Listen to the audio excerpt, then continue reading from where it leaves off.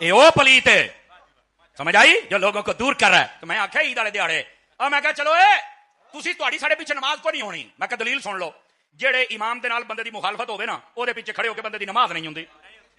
ہاں یہ سبق بھی سانو امام حسین نے دتا جے. 5-4 بندے ٹھلے پی گئے, مینوں زندے بندے دی لوڑ ہے. امام حسین نے کربلا دے وچ یہ نہیں دیکھیا کہ سامنے 22,000 دا لشکر ہے.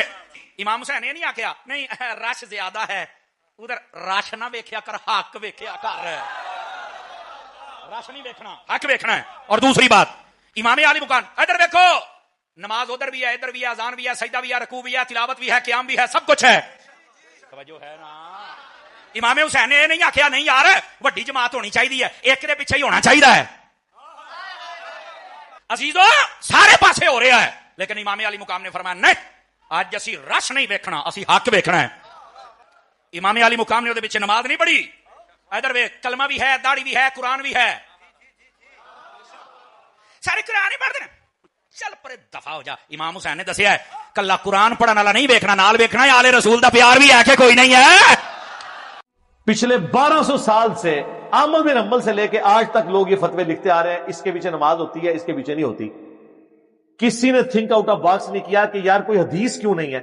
مجھے بتائیں اللہ کے نبی علیہ السلام کوئی ایسا مسئلہ ہے, یہ میں آپ لوگوں سے سوال کرتا ہوں کہ کوئی ایک ایسا کریٹیکل مسئلہ ہے جو اللہ کے نبی علیہ السلام دنیا سے جانے سے پہلے امت کو بتا کے نہ گئے ہوں؟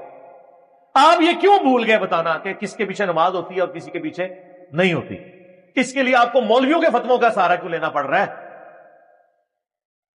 اس لیے کہ اللہ کے نبی علیہ السلام یہ بتا کے گئے نہیں, اس کے الٹ چیزیں بتائیں گے جو میں نے پہلے حدیثیں بیان کی ہیں. وہ انشاءاللہ کلپ چڑھ جائے گا تو لوگوں کو کلیئر ہو جائے گا سب ڈکوسل ہے, فلانے دے پیچھے ہوتی ہے, فلانے دے پیچھے نہیں ہوتی.